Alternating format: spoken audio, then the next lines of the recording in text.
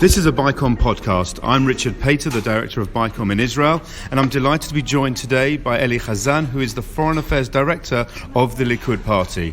Eli was appointed by Prime Minister Netanyahu in 2014 to set up this department, which deals with Likud's engagement with international communities and politicians from around the world. We're 4 days ahead of the election, so Eli, thank you very much indeed for joining me this morning. Thank you. Eli, we've seen the latest polls that the Likud seems to have taken over as the largest party. How confident are you of victory? No, we're not about it. I mean, we're not confident that we are going to win. Our main target is to take out voters who did not come to win in the last election. Approximately 250,000 voters. It depends on them. We didn't win yet, so it depends on us. I want to emphasize one more thing. In Israel, most of the times, the polls are inaccurate until the election day. We remember the story of 2015. We had the same story in 1996 and in 1981. So can you give us some insights, kind of what's the plan with 4 days to go? What are the tactics to get out those 250,000 voters?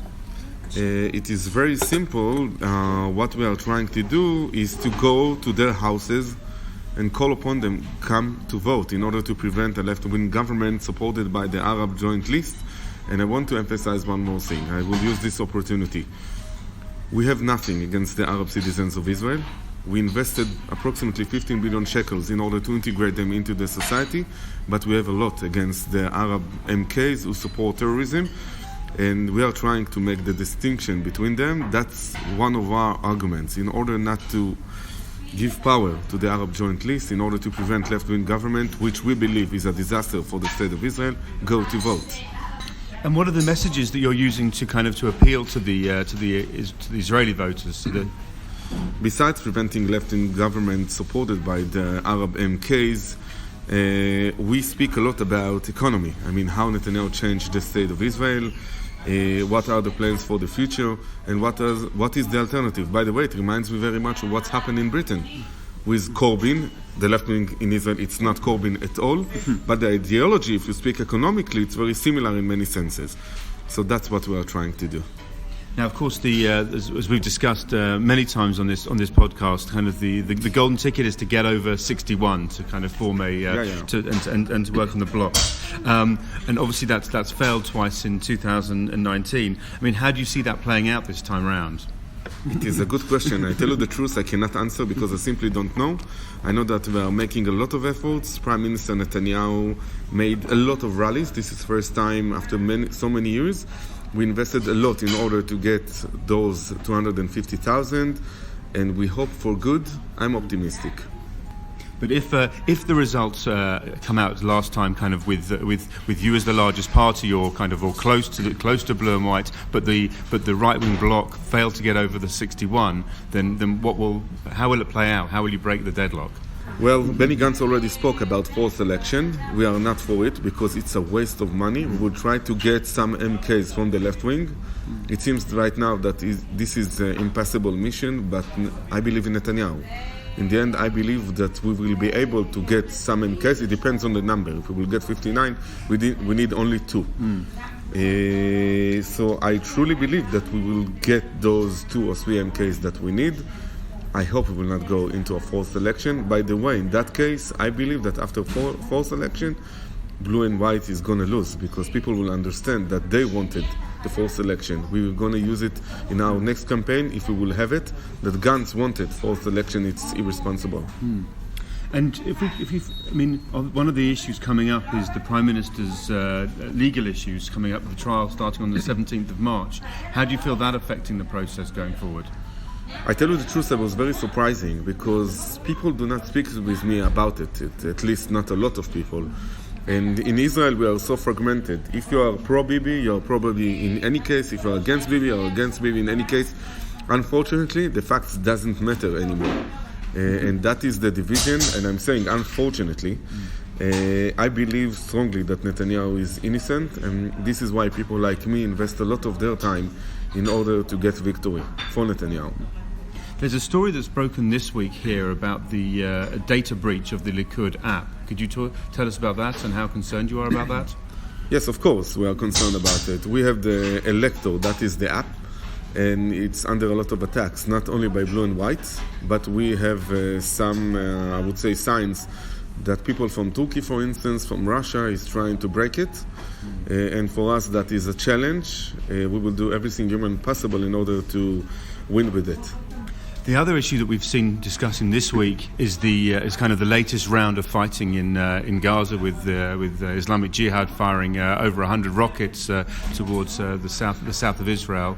I mean, we've been stuck in this situation for many years. But what does the Likud what would you suggest we can anticipate to see to solve this scenario? First of all, Prime Minister spoke about a new operation in Gaza. I strongly believe that we need to make a lot more pressure on Gaza. I against going inside Gaza because I truly believe that it can be our next Vietnam, the same story of Vietnam that happens to the United States. More pressure, and what we are trying to do, don't forget, we have the deal of the century. And the deal of the century specifically mentioned that Gaza should be demilitarized. And I strongly believe in this program of Trump. This is a good way in order to overcome this problem. And I mean, again, we've seen the Likud vote has stayed relatively strong and stable in the south. Are you confident that kind of will remain? I mean, how do you kind of, despite their criticism of the government, they're staying loyal to the Likud party? It is very simple. You need to understand the picture in a historical point of view. Those who live in the south, they were discriminated by the Labour Party for so many years. After Likud rose to power in 1977, and especially after Netanyahu was re-elected again, we invested a lot of money in order to change the economic destiny of the region. This is why they support strongly on Likud. Those are people who used to grow up very poor in the 1950s, 60s and 70s, and today a lot of them, not all of them, they are, I would not say rich, but they became middle class. For instance, a lot of them go to the universities and colleges that were encouraged by us. So this is one of the main secrets why we gain a lot of support. And again, I spoke about it previously, they have a lot of antagonism to the labor, to the blue and white, to the left wing in Israel. If I would have to define it in a very simple word, they are concerned about left wing government because they do remember what's happened in the past. By the way, they have a criticism against Likud, but they remember that Yitzhak Rabin brought the PLO into the territories. They remember that. They remember that we are against the Palestinian Authority terror or Hamas terror, but they remember that the left wing is calling to negotiation with Hamas and with the Palestinian Authority. That's the difference in the end. We heard to the right of the Likud party, the Jewish Power Party came out with their demands last night to withdraw from the race, including kind of announcing the cancellation of Oslo formally and the removal of. They will not get it. No, they will not get it. Do you think they're going to stay in the race, and how harmful is that? I hope for them not, because in a very simple way, they destroy our chances to win. If they are right wingers, they should retire. And I want to remind to those who are listening to us, in 1992, the right-wing parties did the same mistake. They run many parties with wasting votes, and Jewish Power may do the same mistake. As I told to Itamar Ben-Gvir, our blood will be on you. That is your responsibility. I hope you will do it. I'm quite pessimistic about it. You think he's going to stay the Yeah. And this is a mistake. This is a big mistake. What does he have to gain by staying in but failing to reach the threshold? Two things, as much as I heard, and I haven't spoken with him about it. Two things. First of all, he wants to make a revenge on Naftali Bennett, who neglected him by himself. And the second thing, in Israel, if you get 2 seats, it means more than 1%. That it means that you have a fund or budget to your waste of the election campaign. So yeah, it comes from there. You mentioned before the Trump plan. We saw this week the Prime Minister was in Ariel and kind of started the 6-man team, the joint Israel-US team, starting to do the mapping process. What's the time schedule on that? How do you see that playing out after the election? No one knows what is this time schedule. We hope to annex right after the election. Again, it depends on the Israeli voters. If we will get 61, it will be much easier for us. By the way, we will not do it without American support. It is very important for us, for Netanyahu, to do it with American support. It is very important. But again, it depends on the 61. I cannot tell you because I simply don't know whether we will get 61 or not. And I want to remind you one more thing. There are some MKs from Blue and White who are in favor of this deal. So it depends on that as well, whether they will join us in the next vote or not. Do you think there was a 2 or 3 weeks ago there was a suggestion by Blue and White to put the whole of the plan to a vote in the Knesset? Is that something that you would support? That you think the Likud party would support the whole plan? No doubt about it. Even though it calls for a Palestinian state creation eventually. The answer is yes, and I must be frank with you. I don't believe they will create a Palestinian state because the terms in the agreement they will not accept it ever. In general, I'm an Israeli who believes that the Palestinians don't want us there, here. Not all the Palestinians, but the Palestinian leadership. I mean, they had so many opportunities to create their own state, but they did not use it. Okay, Eli, on that note, we'll leave it there, but thank you very much indeed. Thank you.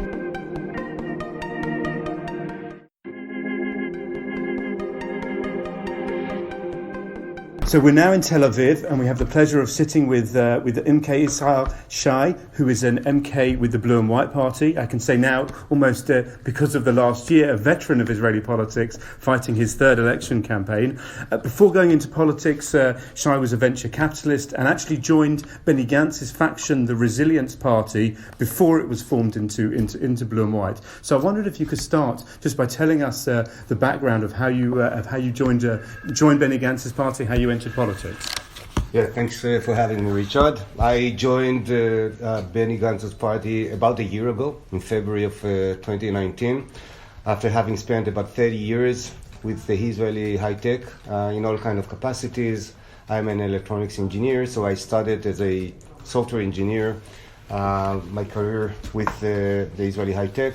Then I moved on to all kinds of entrepreneurial and management positions. I started a number of companies. I managed a company that I had founded with 2 additional partners.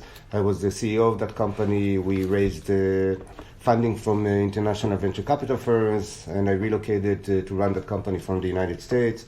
We ended up selling that company through a successful exit to a US-based public traded company.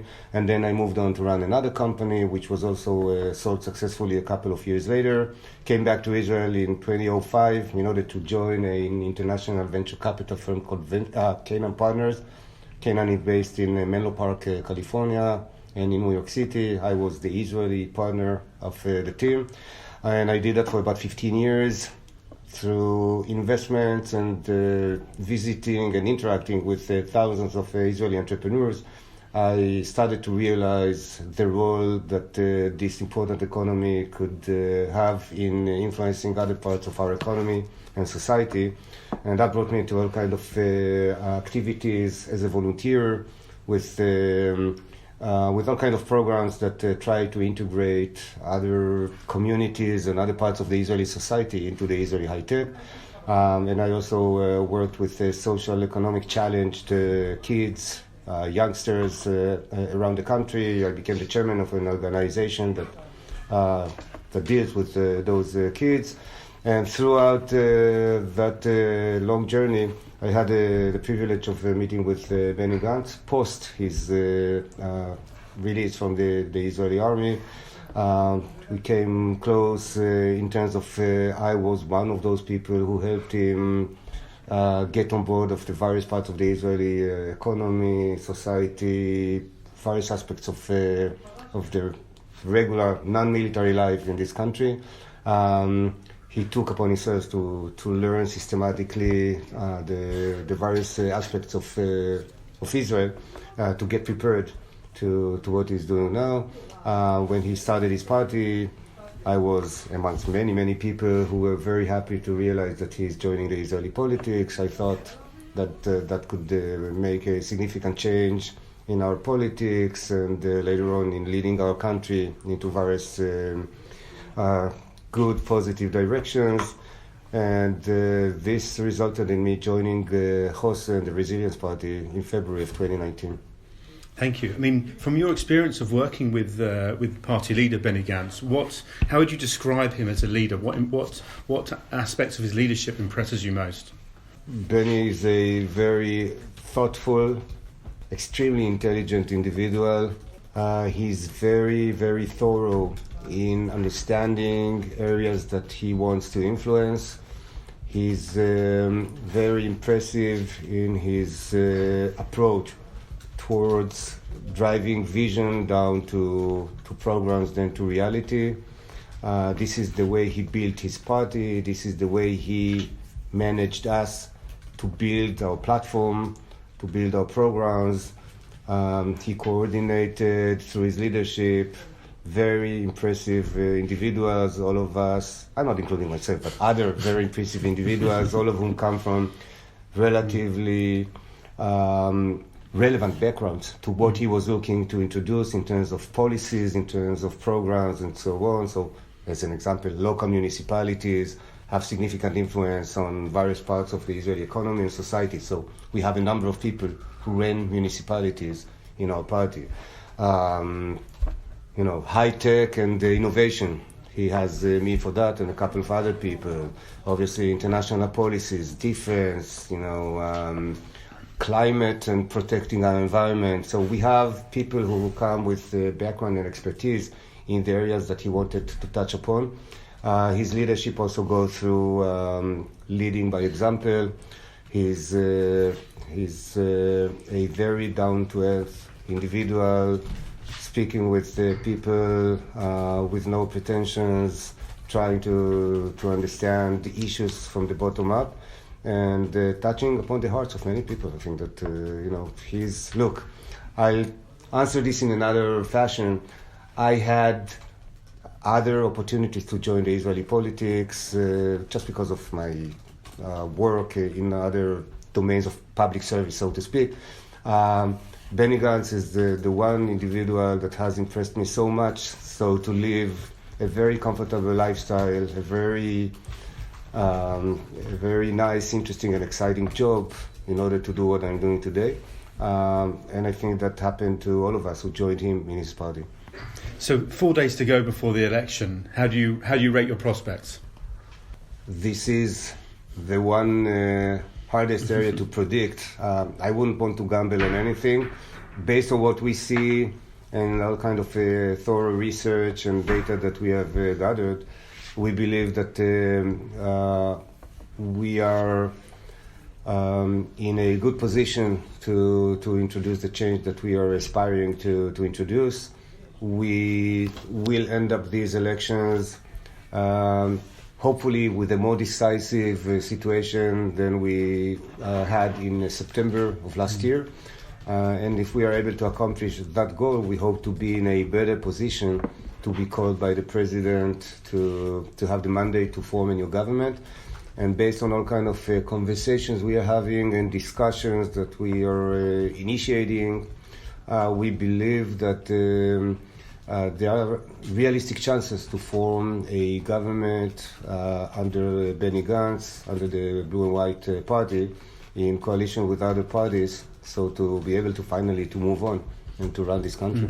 But the chances are, I mean, we're all sceptical of the polls, but at least the trend for the last 6 months plus has basically been deadlocked, that the centre-left bloc that you lead will not have 61. Now, the other side may not have 61 either. So, I mean, if we're stuck again in that, how do you see it playing out this time round? So, the end result, the political result, will be determined by political actions and not by the votes in the polls. So, everybody expects the final outcome of these elections to reflect more or less the results of September, plus minus 2 mandates to each side, will not make a deterministic change. So no side will be able to form a government on its own. A coalition will be needed in order to form a new government. And so the political actions post the elections will be the ones that will form the new government, and we believe that we are in a better position than Netanyahu's, just because he does have a strong bloc, so to speak. But that's about it. And we have options, and we are proactively, preparing those options for the post-elections day in order to be ready to form a government once we are called upon by the president. One last question. Again, with 4 days to go, what are the messages and what's the campaign tactics in this final leg of the journey? What are the messages that we're likely to see over the weekend? We have 2 layers of messages which we are trying to use in tandem. One of them is the promise. We have a vision that we have carefully prepared, which deals with every aspect of day-to-day lives in Israel. We have carefully devised plans to deal with the big deficit in our budget. We have plans to grow the economy, to enhance the high-tech innovation, to solve the significant crisis in our agriculture, to enhance the education system in Israel, to deal with the healthcare issues and so on. So we are trying to make sure that people understand that we have devised a thorough and comprehensive plan to bring Israel to the end goal of the current vision, which is 2048, 100 years to the existence of the State of Israel. We have a certain vision as to how do we want this nation to look like, and that's the big picture of that layer of messaging. And the other one is a very significant concern as to what happens if Netanyahu succeeds and takes over the next government of Israel. We do believe, sincerely, this is not an electoral issue. This is really a fundamental belief that we are all concerned with. Netanyahu risks the Israeli democracy. We are very concerned with his possible actions to save himself from his legal problems, and hence we are going to make sure that everybody who votes in Israel understands that voting for other people than blue and white may risk the Israeli democracy as we perceive it today. So that's going to be a very strong message for the next 4 days. MK Shay, thank you very much indeed. Thank you.